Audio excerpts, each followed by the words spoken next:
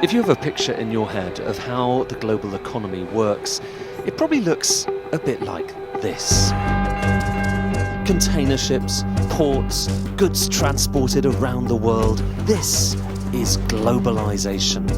The heartbeat of commerce around us. The invisible force keeping us supplied with essentials and trinkets. So what happens when you try to turn this world upside down?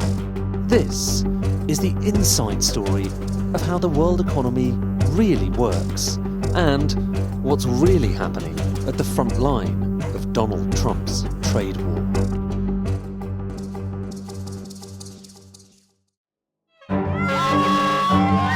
A wet Sunday morning in October.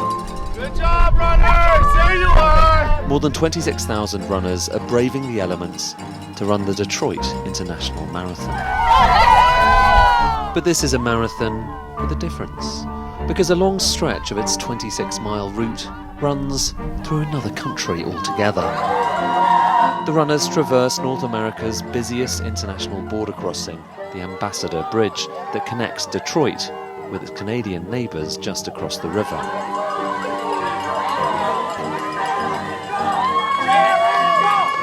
Windsor, Ontario, just on the other side of the Detroit River, is in some senses another part of this conurbation.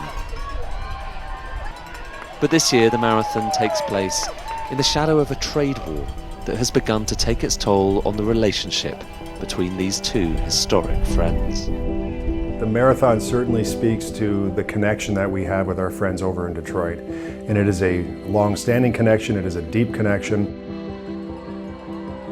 This tariff war, there's animosity and animus between friends, but it's actually having an impact on families here, on businesses here, on our side of the border. So this is Windsor Assembly Plant, and this is our largest employer right here. And how many people around about? About 4,500. Right, okay, that's a lot. We're integrated economies. We are one region. And when it comes to things like the auto sector, the auto industry and the parts sector, it speaks to the tightness and the integration that we have created between Windsor and Detroit. Detroit being the motor city in the United States and Windsor being Canada's auto capital. If you want to understand how the economy really works and what the trade war actually means in practice, there is no better sector to zoom in on than the car industry. And here's the first thing you need to know. Car plants like Windsor's Stellantis factory, where they make the Chrysler Pacifica, are actually just the tip of an industrial iceberg. The real work in making a car happens in other plants like this one, just outside Windsor. Modern passenger vehicles are assembled from thousands of tiny components. Here at Lanex, they make steel parts you'd only ever see if you look beneath the body of a car, as well as these strikers that secure the vehicle doors when you close them. Making door strikers is not a sexy business. You need to bend and extrude thick steel rods and press steel coil into just the right shape before welding it all together. But, and this is the key part, each of these little components is made not just in Canada, but also in America. I mean, everything is intertwined. We don't just have Canadian supplier on one program right start to finish. So you would buy your material from the US side. You would process it on the Canadian side. Consider the journey one of these striker plates takes in its production. The steel comes from Wixon, just northwest of Detroit. It crosses the border to the Lanex plant in Canada. Then it's sent to Brampton, Ontario for heat treating, before travelling back across the border to Warren, in the suburbs of Detroit, for plating. Then the part goes back over the border to Canada again, where it's packaged and sent to Lanex's customer, who then sends it back over the border to assembly plants on the US side. This little component has crossed the border 4 times, but it's one tiny example of how much trade is embedded in the goods we use. Every time it crosses, you run into another situation where, like, is there a tariff on this? Do we have to get this? Did this get cleared properly? So it's just, again, it's just a lot of extra costs and work. Once upon a time, none of this mattered all that much. After all, trade into and around North America were about as free as could be. There was a 2.5% tariff on cars coming in here, and thanks to the US-Mexico-Canada agreement, the USMCA, anything crossing the border here was completely tariff-free. There's a border, but it was, we had free trade. So everything was set up the most efficient way possible. We freely, Mexico, Canada, US, yeah. It was just one region, essentially. And so when a part was trucked or shipped from one supplier in Canada across to Motor City, it was basically friction-free. The average part that is put into a vehicle before it rolls off the finish line, whether it's made in Detroit or in Windsor, has crossed the border 6 to 8 times for continuous improvement. So it really is hard to say that a vehicle is made in the United States or Canada because the parts that make up that vehicle are made by the hands of men and women in both countries all through the process. Windsor is still the automotive capital of Canada, but this isn't just about economics, it's about something deeper. A history shared with its neighbours in Detroit. This is the birthplace of the modern automotive industry. Every corner you turn brings a fresh reminder. The man who invented mass production. The plant that first turned out Henry Ford's Model T. So this was built late 70s, early 80s, and it became very much a symbol of Detroit, the Renaissance Center. And that's where General Motors headquarters is today, but they're moving right up the street. Okay. You can see the General Motors on the front, and you'll be able to see their vehicles on display. Glenn Stevens lives and breathes Detroit. He's the chief representative for the industry here, and he's taking me on a tour of Motor City. That is the original General Motors headquarters. That's Windsor right there. Yep. That is the Golden Dome. Now you start to get into the Detroit suburbs. This is Woodward. Woodward. So now we're on Jefferson. We want to be careful here not to get in the right lane because we will be in Canada before we know it. It did happen to me once. You accidentally went to Canada. It was the day of the Detroit Marathon. It was literally this about 6 years ago. But I got in this right lane, and I got forced into the tunnel lane. And I'm like, well, and the Lions game was going on. So I'm like, I'll just sit over in Windsor and watch the Lions game. But this place notoriously fell on hard times. The bankruptcy of Chrysler and GM during the financial crisis, followed by the bankruptcy of the city itself. It's a little spooky, the idea that there were rows and rows and rows of houses. This was all neighborhood, and now it's not.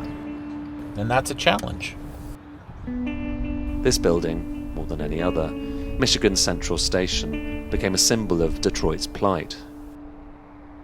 And when you kind of snuck inside, what was it anything? I allegedly snuck inside. Yeah, allegedly. When people snuck inside, right, what would they have seen inside? Complete ruins. I mean, everything flooded. I mean, they had to pump out millions and millions and millions of gallons of water. Like for Detroit, it's been this economic roller coaster, hasn't it, for kind of a long time? Yes, I mean, we've been an up and down industry this is a 120-year-old industry. And it properly started here, really. It properly started here, This is where Detroit was the birthplace of the modern automotive industry, the assembly line, Henry Ford, and we put the world on wheels. Now, Detroit is hoping for much the same thing Donald Trump is, a rejuvenation of domestic industry. But with tariffs in place, it is already a bumpy ride. On January 20th, when the America First Trade Policy Act was put into place, we were expecting a lot of change from this new second Trump administration. We were anticipating that, but the velocity and magnitude has been quite something.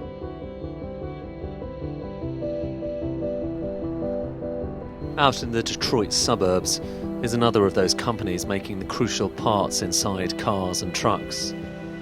Control arms, knuckles, axle brackets and hinges, vital parts of a car's suspension system. Lucerne International sells them all. So some of them are domestic and some of them are still have to. But crucially, it makes them not here in America, but much, much further afield. Back in the early 2000s, a lot of components, started to go offshore because everybody was looking for that low-cost country solution, especially automotive. Everything that you're looking at has made its trip over here from China, from our manufacturing partners there. And so theoretically, what would the tariffs that were due on that be? Not even theoretically, I can tell you. There's 72.5% tariffs on all of these parts. 72.5%? 72.5. That's wild. Yeah. Everything you see has come over from China. At this point, it's perhaps worth pausing to list some of them. There's the Liberation Day tariffs specifically on China. There's Section 232 duties on cars, another 25%. There's specific steel and aluminium tariffs on top of those, all designed to try to reshore manufacturing. And obviously right now, there's a lot of people saying we need to bring this stuff back. So bring manufacturing back to the United States, bring all of it, the raw materials, the whole thing. Is that doable? It's a piece of cake. Absolutely. No, it's a difficult process. It took us years to get into other countries and build out supply chains. It will take us years to bring this kind of manufacturing back.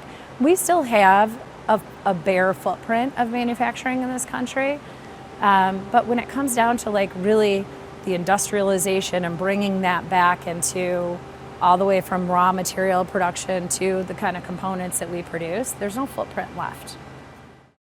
No manufacturing left. It's worth pressing pause and reflecting on that for a moment.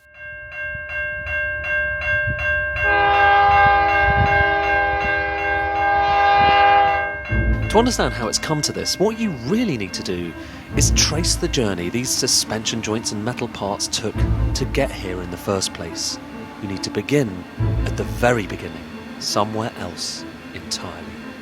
Long before the iron in those steel parts was forged in mills in China, it mostly came out of the ground here in the Pilbara in northwest Australia.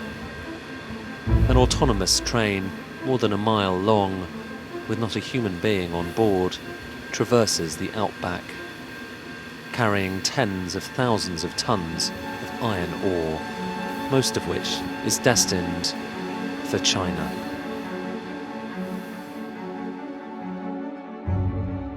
Dampier Ports is 2 terminals, Right. Parker Point, which is this wharf and this operation, and then East Intercourse Island, which is out over the other side, which I'll point out, and if we want to, we can go for a drive over there. Okay.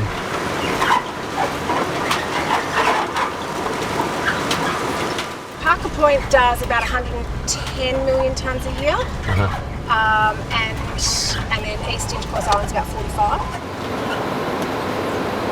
No other country makes as much of the world's steel these days than China, and most of that steel is made with Australian iron. The Pilbara region is the biggest source of rich iron ore anywhere. So while few have heard of Dampier and neighbouring Port Hedland, they are among the busiest and biggest ports in the world, sending billions of tonnes of iron ore north to China. So all to China. This is ground zero of globalisation, the ore that becomes the steel from which the world makes nearly everything these days. So this ship is being loaded right now. You can see all of the iron ore is going on. It's about 175,000 tonnes of the stuff. Once this is done, it takes about 24 hours. And this isn't the only one. There's another 2 of them that are being loaded right now. It's a constant stream. You get a sense of that, just how permanent this is. And all of these, after they're loaded, they're straight off to China. But these flows of material across to Asia are also the roots of the trade war, because some contend that China has become too dominant in global manufacturing. And Donald Trump contends that tariffs are the answer to usher in a manufacturing renaissance in the US.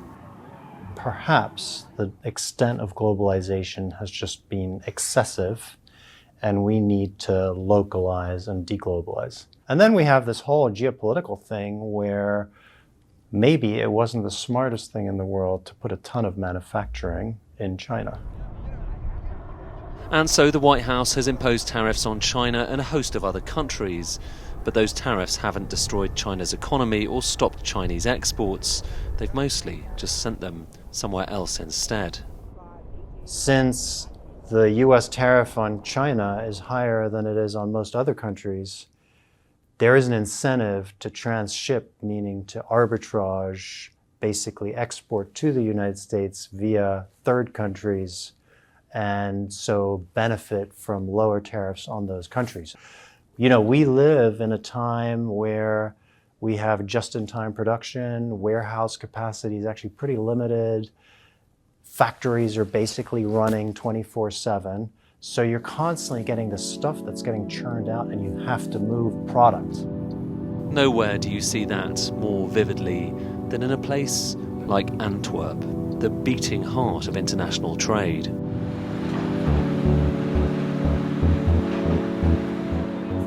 If something is coming into Europe, it most probably comes into here or nearby Rotterdam. And when it comes to cars, nowhere else in the world can quite compete.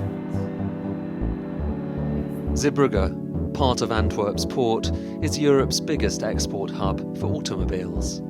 Cars, many of them built with Chinese steel forged from Australian iron, leave here for destinations around the continent and across the Atlantic to the United States.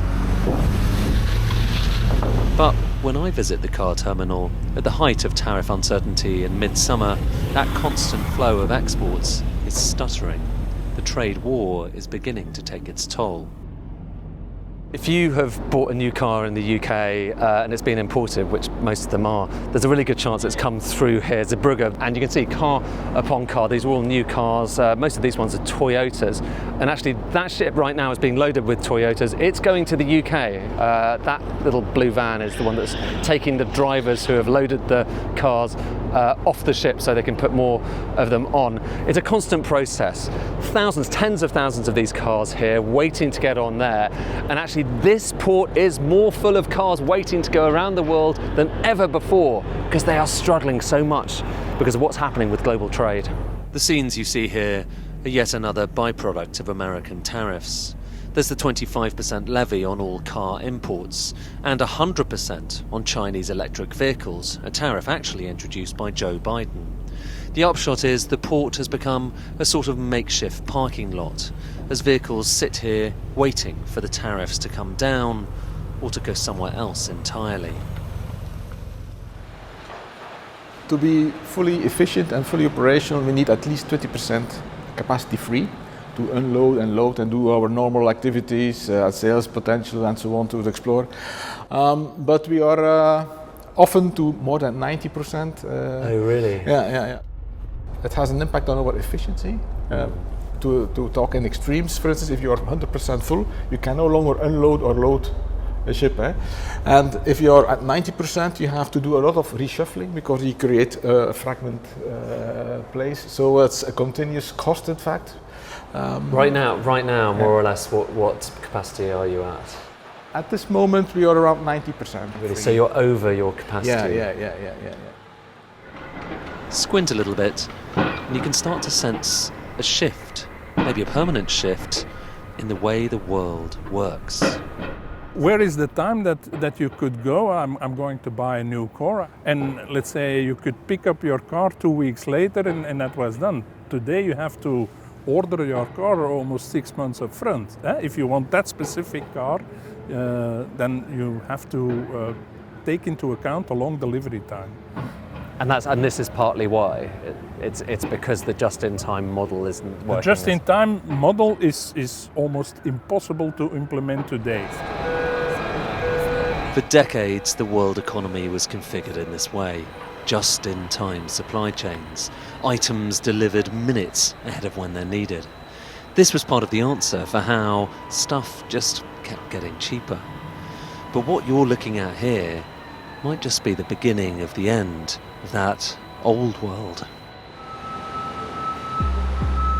Back to Detroit and to Lucerne, the company importing all those Chinese parts made of Australian iron for American cars. And look, another vivid image of trade disruption. boxes of goods stacked up, waiting to be processed.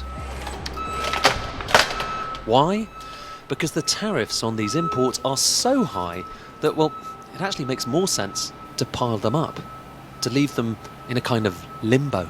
This stuff is almost not officially in the US. This is, you're not standing in the U.S. Okay. right now, right? We're part of you're in a foreign trade zone.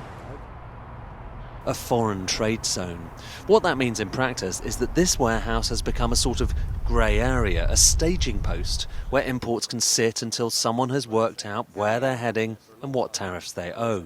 So now becoming a foreign trade zone, those goods travel into our facility and they never officially enter U.S. commerce. But even a foreign trade zone can't stop the inevitable. At some point, when they leave the warehouse, the tariffs will have to be paid. And at some point, the cost of those tariffs will be passed on. American companies are the ones taking the brunt of these tariffs, which is trickling down to the American consumer.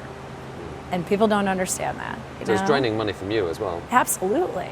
Absolutely. Oh gosh, yes. I mean, it's pulling money right out of American companies.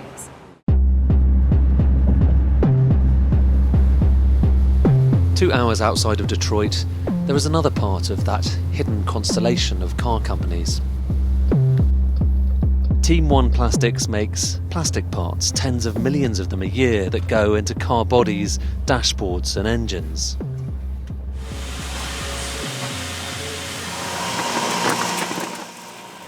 Am I going to quiz you on all of these pieces? Is that unfair? Yeah, if you quiz me on all of them, I'm not going to know them all, man. If the Trump administration's tariffs bring back more manufacturing to America, that would be no bad thing, says Gary Gurgowski. I think the goal of what he's trying to do is worthy from a standpoint of national defense and not allowing, it's always felt like they allowed too much of our manufacturing base. You know, we don't want to turn into England. Thanks. Sorry. Yeah. But for the time being, they are also raising his costs. The machines here come from Japan. The very newest one incurred tens of thousands of dollars in extra charges. And the big problem isn't just the cost of tariffs, it's that it's not altogether clear what tariffs people should actually be paying. Consider what happened when Gary needed to order some new dies, the steel moulds in which their plastic is shaped, which, by the way, aren't really made in America anymore. We had one die maker who interpreted it as it's going to be a 25% tariff on what he's charging us to build that die. Okay. We had another interpret it that as long as he was buying steel that was smelted and poured in the United States and brought into Canada, then it became a derivative product. So it's and not so got it a could tariff. be, well, it could fall under a different set of tariffs that would not be quite as onerous, but he's unsure. So no one really knows for sure. You know, I mean, sometimes they change so quickly that you don't really have time to, you know, the rules aren't laid out very strictly. Is it any surprise that, in the absence of any clarity on trade rules, so many of the flows of goods have slowed or dried up? This is not just about money. It's about boxes piled up in warehouses, cars stacked up in car parks, about businesses that still can't work out what tariff they're supposed to be paying. Above all else, it's about the way the world works. You could hardly get a better illustration of globalization, the nature of the global economy.